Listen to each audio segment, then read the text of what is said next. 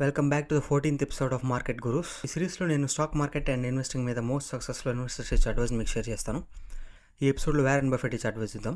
Time is the friend of the wonderful company, the enemy of the mediocre. Wonderful companies go in the long run because then their prices reflect their underlying value rather than the short term emotions of investors. Byju's, Paytm, Big Bazaar, Snapdeal ఇవన్నీ short టర్మ్లో బిజినెస్లో legends లాగా అనిపించాయి. But ఇప్పుడు chapter close అయిపోయినాయి వాటివి. కాబట్టి ఒక company మంచిదా కాదా అనేది స్టార్టింగ్లో ఒక 2-3 years చూసి చెప్పేకూడదు. స్టార్టింగ్లో చాలా సక్సెస్ఫుల్ అనిపించి ఒక 5 years తర్వాత అటర్ ఫ్లాప్ అవ్వచ్చు. అలాంటి కంపెనీస్ ఎన్నో ఉన్నాయి. స్టార్టింగ్లో నార్మల్గా అనిపించి లాంగ్ టర్మ్లో బాగా సక్సెస్ఫుల్ అయిన కంపెనీస్ ఎన్నో ఉన్నాయి.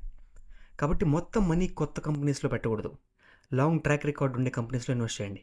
Reliance, Maruti Suzuki, Tata Motors, Infosys, TCS, HDFC bank, Asian paints, Britannia, Nestle, Hindustan Unilever limited, Bajaj finance ఇలాగా strong market leader, strong decades నుంచి ఇండియాలో స్ట్రాంగ్గా ఉన్న కంపెనీస్. మీ పోర్ట్ఫోలియోలో సిగ్నిఫికెంట్ సెక్షన్ ఇలాంటి స్ట్రాంగ్ కంపెనీస్లో ఇన్వెస్ట్ చేయాలి. ఏవైతే 10, 20, 30 years నుంచి నిలబడి ఉన్నాయో అలాంటి కంపెనీస్లో ది బెస్ట్ పిక్ చేసి ఇన్వెస్ట్ చేయాలి. చేస్తే మీకు ఈ కంపెనీస్లో ప్రాఫిట్స్ గ్యారంటీ. ఎక్కువ ప్రాఫిట్ వస్తుందా, కొంచెం తగ్గుతుందా, ఇది ఒకటే క్వశ్చన్. బట్ ప్రాఫిట్స్ మాత్రం గ్యారంటీ, ప్రొవైడెడ్ మీరు 5 years, 10 years కొంచెం లాంగ్ టర్మ్లో ఇన్వెస్ట్ చేస్తే. కొత్త కంపెనీస్లో ఇన్వెస్ట్ చేయకూడదా అంటే డిఫెన్సివ్ ఇన్వెస్టర్స్ అయితే ఖచ్చితంగా చేయకూడదు. అగ్రెసివ్ ఇన్వెస్టర్స్ చేయొచ్చు, బట్ చాలా జాగ్రత్తగా చేయాలి. ఇదేంటంటే ప్రాఫిట్స్ వస్తే భయంకరంగా వస్తాయి, లేకపోతే పూర్తిగా అటర్ ఫ్లాప్ అవుతాయి. సో చాలా డీప్ అనాలిసిస్ అండ్ కొంచెం లక్ కూడా ఉండాలి ఇలాంటి కొత్త కంపెనీస్లో ఇన్వెస్ట్ చేయడం అంటే.